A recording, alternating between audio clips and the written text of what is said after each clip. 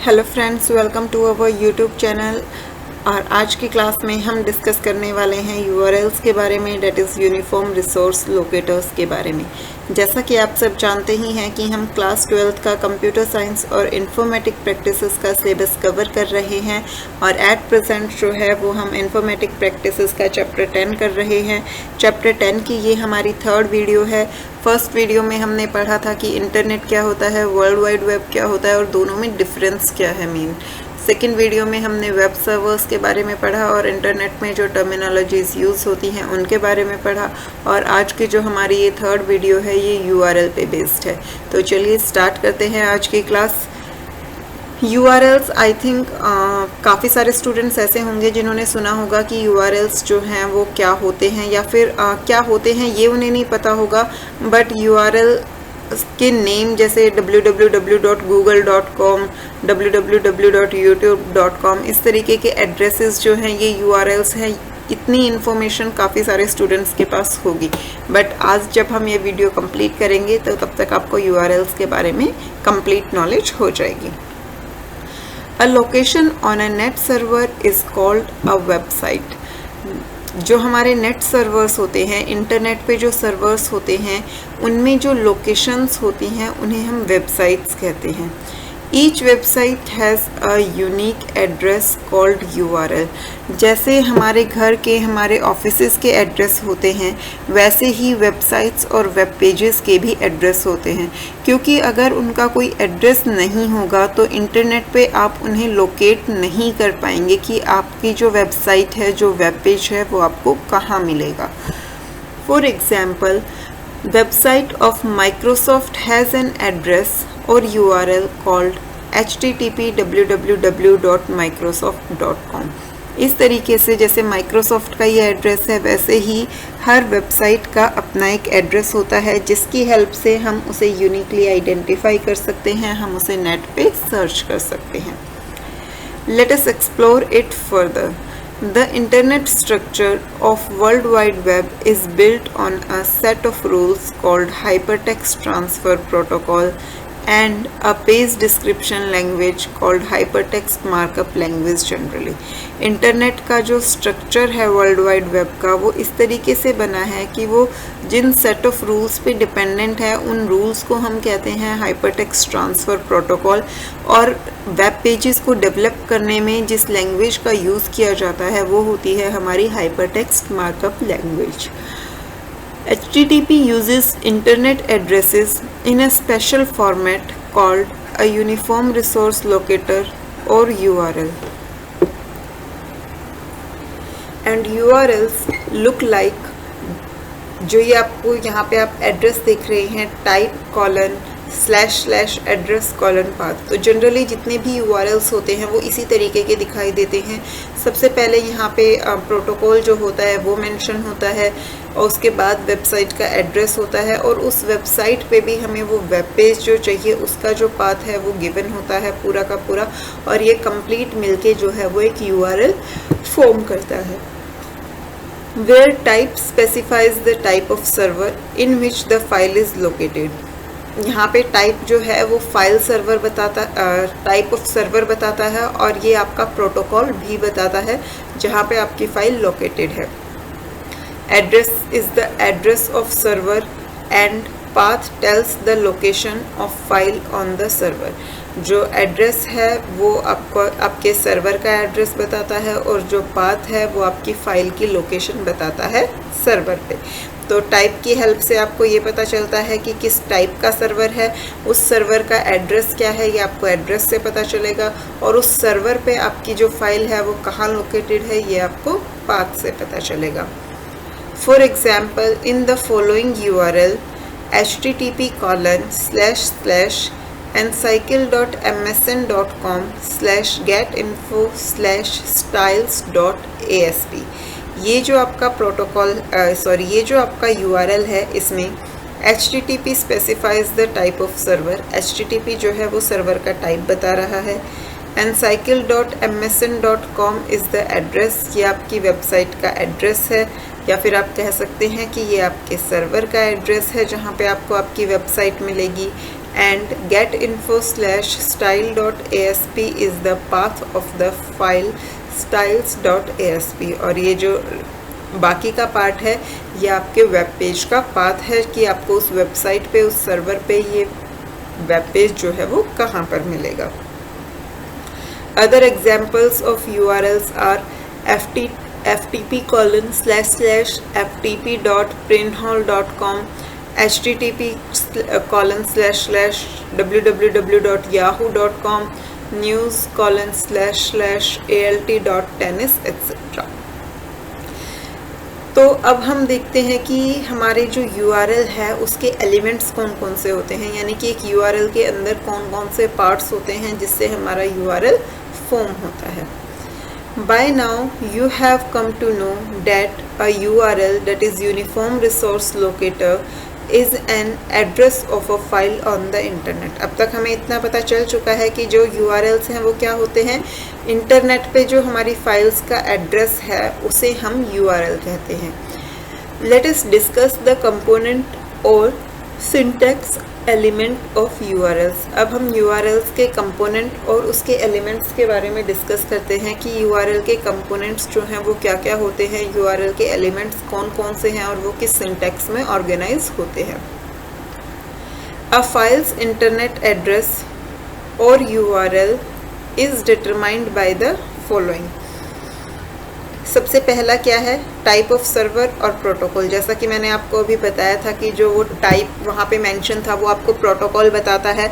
आपकी बुक में वहाँ पे मेंशन था कि ये टाइप ऑफ सर्वर है, तो मैंने आपको बोला भी था कि ये हमें दोनों चीज़ बताता है, किस टाइप का सर्वर है वो भी और आपका प्रोटोकॉल भी, बट वहाँ मेंशन नहीं था तो आपको ये डाउट में भी हुआ हो कि मैम जो बोल रही हैं वो सही है या नहीं। बट जो हमारा बिगनिंग वाला पार्ट है वो हमें दोनों चीज़ें बताता है कि हमारे सर्वर का टाइप क्या है और हमारा प्रोटोकॉल क्या है। Second one is the name और address of the server on the internet. जो सेकेंड पार्ट है वो हमारे सर्वर का एड्रेस है, यानी कि हमारी वेबसाइट का एड्रेस है कि इंटरनेट पे जो हमारी वेबसाइट है उसका एड्रेस क्या है। The location of the file on the server. अब वेबसाइट पे भी हमें कौन सा पर्टिकुलर वेब पेज एक्सेस करना है, वो वेब पेज उस वेबसाइट में कहाँ पर मिलेगा ये हमें उस लोकेशन से पता चलता है। This location may be related as a path through the file hierarchy, और वहाँ पे इसमें पूरा पाथ गिवन होता है, पूरी हायरार्की गिवन होती है। The intelligent browsers like Netscape navigator और मोजिला फायरफॉक्स और Microsoft internet explorer can display files in just about any format available on any of the common type of servers। Generally जो भी हमारे web browsers होते हैं, जैसे कि हमारे पास मोजिला फायरफॉक्स है, इंटरनेट एक्सप्लोरर है, गूगल क्रोम है, सफारी है, नेटस्केप नेविगेटर है, ये सब हमारे इंटेलिजेंट ब्राउज़र्स होते हैं and they can display our files in any format. चाहे फिर हमारे जितने भी कॉमन टाइप के सर्वर्स होते हैं उन पे जो जो फॉर्मेट्स अवेलेबल होते हैं ये वेब ब्राउज़र्स उन सबको सपोर्ट करते हैं। Table 10.1 lists the type of servers you may encounter along with the protocol they use and the type of information they provide। यहाँ पे ये टेबल 10.1 गिवन है जिसमें हमारे पास अलग अलग टाइप के सर्वर्स दिए गए हैं और वो सर्वर्स जो हैं कौन से प्रोटोकॉल यूज़ करते हैं और किस तरीके की इंफॉर्मेशन हमें प्रोवाइड करते हैं, ये पूरी जो इंफॉर्मेशन है वो यहाँ इस टेबल में दी हुई है। In any typical URL, for example http://www.khoz.com, the HTTP identifies both the protocol and the server। जो फर्स्ट पार्ट होता है यानी कि ये जो HTTP वाला पार्ट है ये आपकी दोनों चीज़ें रिकॉग्नाइज करता है, आपका प्रोटोकॉल भी और आपका सर्वर भी। According to the standard URL syntax, a colon and 2 forward slashes follow the protocol server। जो हमारे URL का सिंटैक्स है उसके अकॉर्डिंग जब हम ये प्रोटोकॉल या सर्वर नेम मेंशन कर देते हैं उसके बाद हमें कॉलन और 2 फॉरवर्ड स्लैशेस जो हैं यूज़ करने होते हैं और उसके बाद ही जो है हम URL का नेक्स्ट पार्ट प्रोवाइड करते हैं, यानी कि उसके बाद ही जो है हम वेबसाइट का एड्रेस मेंशन करते हैं। तो पहले हम ये टेबल देख लेते हैं कि कौन से सर्वर्स किस प्रोटोकॉल को फॉलो करते हैं और किस टाइप की इंफॉर्मेशन जो है वो प्रोवाइड करते हैं। तो first one is FTP। FTP stands for file transfer protocol, और ये जिस प्रोटोकॉल को यूज़ करता है उसका नाम ही यही है, फाइल ट्रांसफ़र प्रोटोकॉल। उसी के बेस पे उस सर्वर का नाम रखा गया है। और FTP जो है वो हमें किस टाइप की इंफॉर्मेशन प्रोवाइड करता है? Text and binary files that are organised in a hierarchical structure much like a family tree. तो जो फाइल ट्रांसफ़र प्रोटोकॉल है वो हमें टेक्स्ट और बाइनरी फॉर्मेट में फाइल्स प्रोवाइड करता है, और जो फाइल स्ट्रक्चर है वो हायरार्किकल फॉर्म में होता है, एक फैमिली ट्री की तरह होता है। And next server is gophers. Gopher जो है ये कौन से प्रोटोकॉल को फॉलो करता है? Transfer control protocol and internet protocol, that is TCP and IP। क्या किस फॉर्मेट में ये इंफॉर्मेशन प्रोवाइड करता है? अगेन जो गोफर्स है ये भी हमें टेक्स्ट और बाइनरी फॉर्मेट में फाइल्स प्रोवाइड करता है, लेकिन इसकी जो फाइल्स हैं वो किस स्ट्रक्चर में ऑर्गेनाइज्ड होती हैं? मेन्यू स्ट्रक्चर में। तो FTP जो थी उसमें फाइल्स हायरार्किकल स्ट्रक्चर में होती थी और गोफर में मेन्यू स्ट्रक्चर में होती है, बट फॉर्मेट दोनों का ही टेक्स्ट और बाइनरी होता है। Next server is our HTTP। इसके प्रोटोकॉल जो है वो है हमारा hyper text transfer protocol. Again जो नेम है वही हमारे सर्वर का बेस है। ये हमें फॉर्मेट, ये जो है हमें इंफॉर्मेशन किस फॉर्मेट में देता है? हाइपर टेक्स्ट और हाइपर मीडिया फाइल्स की फॉर्म में। हाइपर टेक्स्ट और हाइपर मीडिया फाइल्स का मतलब है मल्टीमीडिया डॉक्यूमेंट्स जिनमें हमारी images, audio video files, graphics सब कुछ इंक्लूडेड होता है, और ये हमारे वर्ल्ड वाइड वेब पे होते हैं।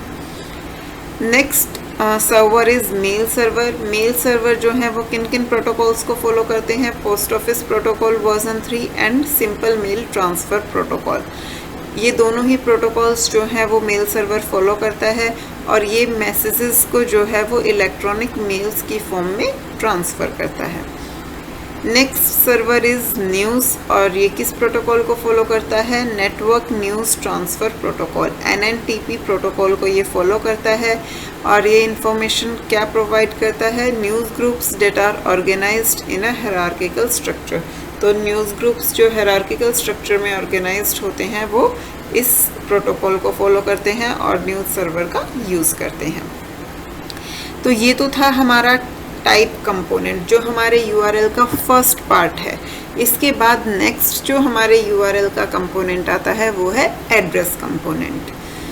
The next component of the address is the name of the server. तो जो हमारा सेकेंड पार्ट है URL का वो है सर्वर का name. In this case www.khoz.com, जो हमें यहाँ पर ऊपर एग्जाम्पल दिया गया था ये वाला http://www.khoz.com, तो यहाँ पे हमारे एड्रेस क्या है? www.khoz.com। Server names have multiple components. Generally जो सर्वर के नेम्स होते हैं उनमें हमारे पास कई सारे कंपोनेंट्स होते हैं। Commonly a web servers name will begin www for World Wide Web and the .com suffix called a domain indicator indicate that Khoz is a commercial entry as opposed to a non-profit organization or school, university or a branch of government etc.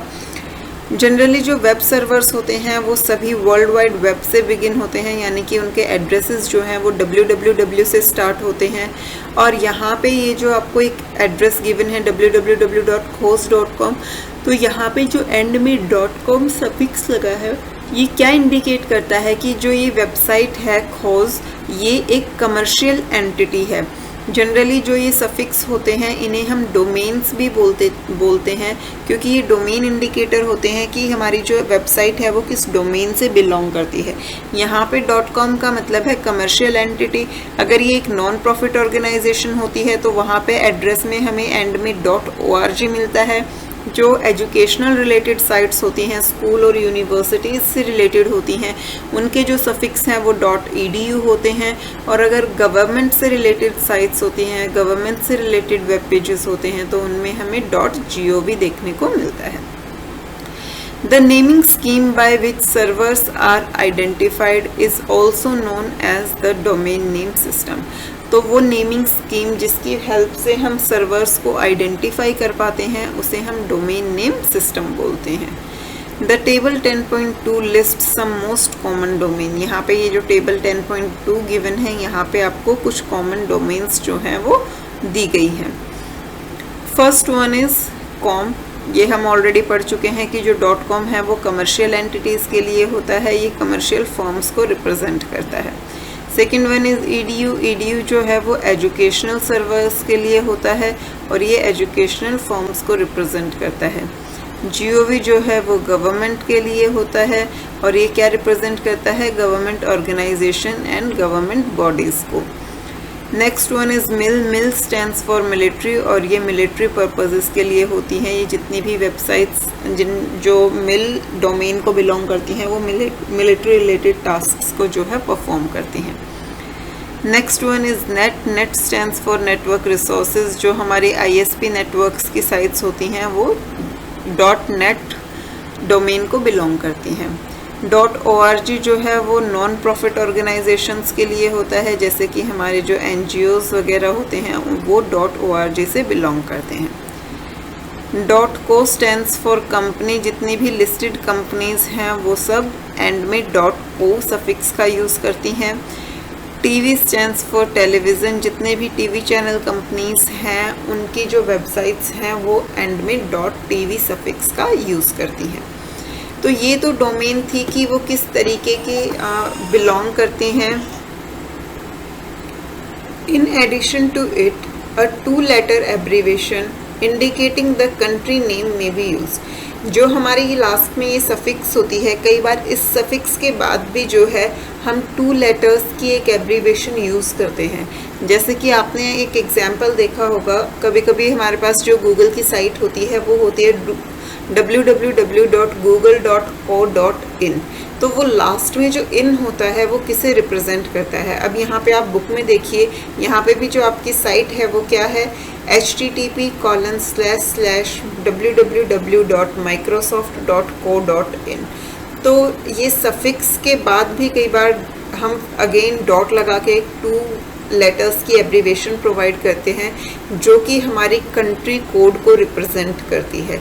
यहाँ पे आप देखेंगे side में, right hand side में आपको ये given है कुछ फेमस कंट्री कोड्स जो हैं वो यहाँ पर दिए हुए हैं। इसके अलावा अगर आप बाकी कंट्रीज़ के कोड्स देखना चाहें तो वो आप नेट से चेक कर सकते हैं।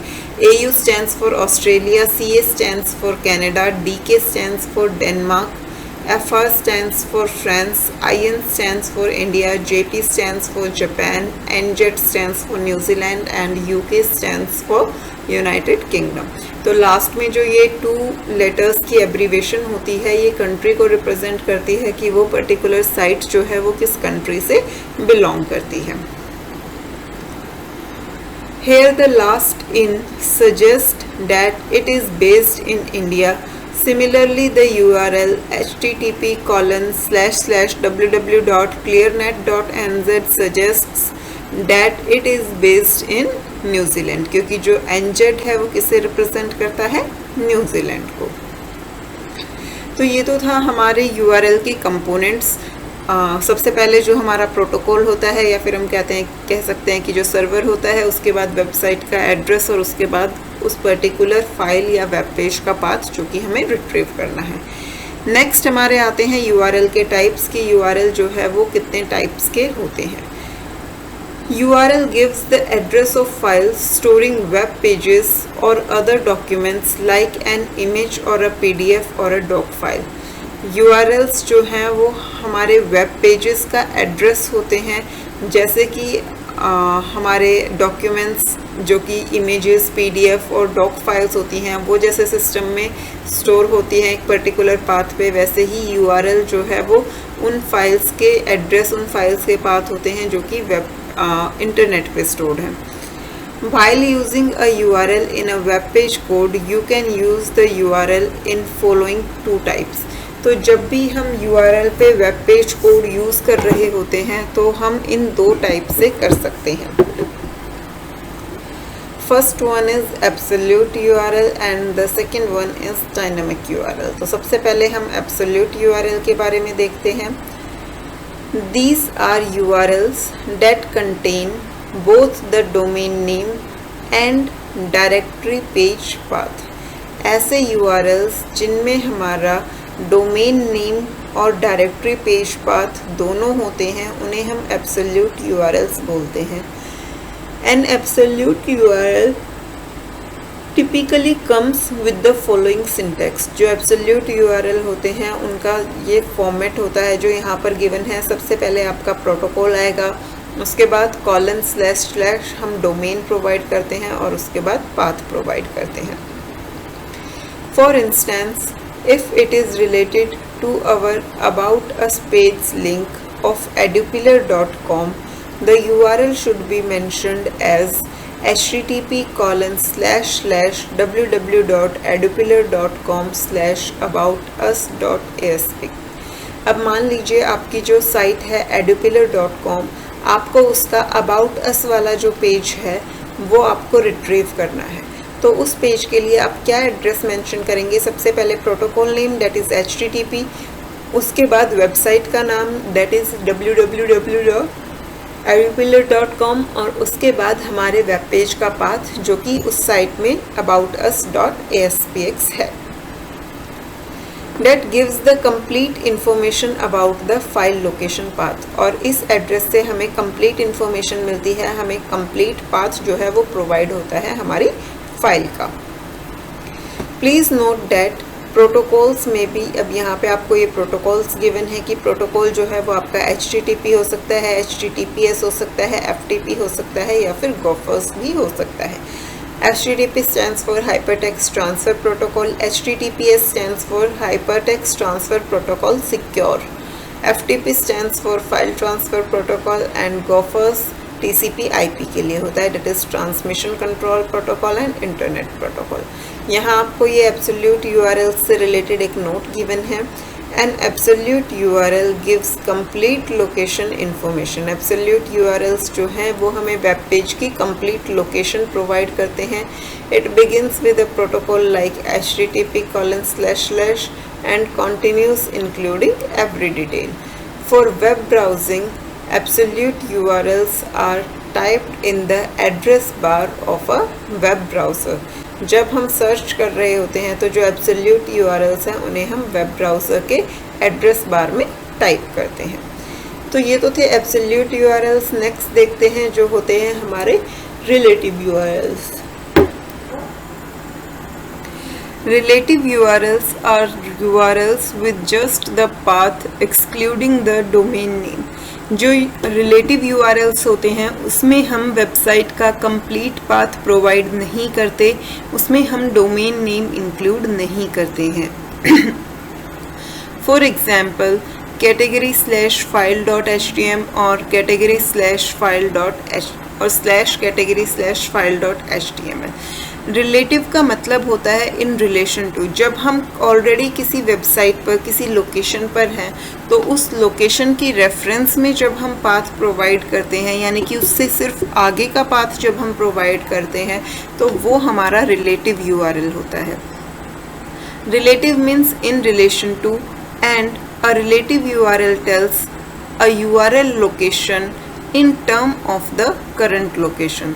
तो जो रिलेटिव URL है वो हमारी करंट लोकेशन की टर्म में आगे की लोकेशन को डिफाइन करता है। Relative path is used to reference a given link of a file that exist within the same domain. तो रिलेटिव पाथ जो है वो ऐसे लिंक्स प्रोवाइड करने के लिए यूज़ किया जाता है जो कि उसी सेम डोमेन में एग्जिस्ट करते हैं। मतलब ऐसी फाइल्स के लिंक प्रोवाइड करने के लिए यूज़ किया जाता है जो उसी सेम डोमेन में एग्जिस्ट करते हैं जिस पे हम एट प्रेजेंट हैं। This, however, doesn't give the full information about the file location but just gives a reference of the file। तो जो रिलेटिव URL होते हैं उससे हमें फ़ाइल की कंप्लीट लोकेशन नहीं मिलती, बल्कि सिर्फ एक रेफरेंस मिलता है कि एट प्रेजेंट हम जिस लोकेशन पे हैं उस लोकेशन से आगे हमें किस डायरेक्शन में मूव करना है। Suppose a web programmer is setting up a website and link an image called picture.jpg as follows। अगर कोई भी यूज़र जो कि एक वेबसाइट सेटअप कर रहा है, उसे अपनी वेबसाइट में कोई इमेज जो है वो लिंक करनी है picture.jpg, तो वो क्या करेगा, image source is equal to picture.jpg. It would internally look at it as it would internally be interpreted like this: image source is equal to ./picture.jpg. Here the dot before slash in the source attribute is a special character which means start at the current directory to find a location that follows the slash following the dot. यहाँ पर ये क्या कह रहा है कि अगर हम वेबसाइट डेवलप करते टाइम कोड में हम प्रोवाइड करते हैं image source is equal to picture.jpg, तो इंटरनली उसे कैसे इंटरप्रेट किया जाएगा, ./picture.jpg. इसका क्या मतलब होता है कि इस इमेज को हमें करंट डायरेक्टरी में सर्च करना है. ये जो ./ है ये करंट डायरेक्टरी को रिप्रेजेंट करता है. That is pick up the file namely picture.jpg from the current folder where from this web page file .html file is being picked. तो जहाँ पर हमारी इस वेब पेज की फाइल सेव्ड है वहीं से हमें picture.jpg नेम की फाइल को जो है पिक करना है. तो यही डिफरेंस होता है एब्सोल्यूट और रिलेटिव यूआरएल्स में.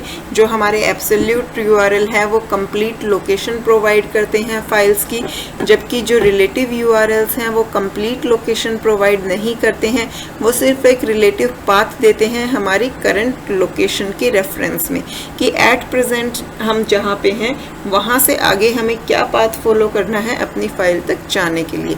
लेकिन जो एब्सोल्यूट यूआरएल है उसमें बिगिनिंग से लेके एंड तक server, website address and then complete path जो है वहाँ पे गिवन होता है. तो आई होप कि एब्सोल्यूट और रिलेटिव यूआरएल जो है वो आपको समझ आए होंगे. और उससे पहले का जो पार्ट है जो हमारा डोमेन नेम सिस्टम है, यूआरएल के कंपोनेंट्स हैं, आई होप कि वो सभी आपको अच्छे से समझ आए हों, क्योंकि ये एक इम्पोर्टेंट टॉपिक है. वैसे भी हमें अपनी डेली लाइफ के उससे भी हमें पता होना चाहिए, क्योंकि ये इंटरनेट में बहुत ज़्यादा यूज़ होने वाली टर्म है. और अगर हम अपने एग्ज़ाम पॉइंट ऑफ व्यू से देखें तो उस पॉइंट ऑफ व्यू से भी ये एक इम्पोर्टेंट टॉपिक है.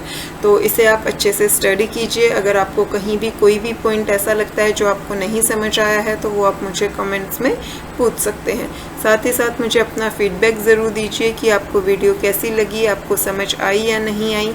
अगर अच्छी लगी है तो लाइक बटन ज़रूर प्रेस कीजिए. और अगर आपने अभी तक चैनल को सब्सक्राइब नहीं किया है तो जल्दी से उसे सब्सक्राइब कर लीजिए, बेल आइकन प्रेस कीजिए ताकि हर नई वीडियो की नोटिफिकेशन आपको मिलती रहे. हम यहाँ पर आपका CBSE के टर्म 2 का कंप्लीट सिलेबस कवर करवा रहे हैं, फिर चाहे वो इन्फॉर्मेटिक प्रैक्टिसेस के स्टूडेंट्स हो या फिर कंप्यूटर साइंस के स्टूडेंट्स हो. एग्ज़ाम्स जो हैं वो आने ही वाले हैं तो बहुत कम टाइम बचा है. तो आपके जो भी डाउट्स हैं, फिर चाहे वो डाटाबेस से रिलेटेड हो, कंप्यूटर नेटवर्क से रिलेटेड हो, या फिर जो कंप्यूटर साइंस के स्टूडेंट्स का थोड़ा सा पाइथन वाला पार्ट जो है रिकर्जन स्टैक उससे रिलेटेड हो, आप अपने डाउट्स जो है वो मुझे कमेंट करके पूछ सकते हैं. या फिर आप अपने डाउट्स जो हैं वो मुझे मेल भी कर सकते हैं technicallearner26@gmail.com पे. तो मिलते हैं नेक्स्ट वीडियो में, तब तक के लिए बाय बाय.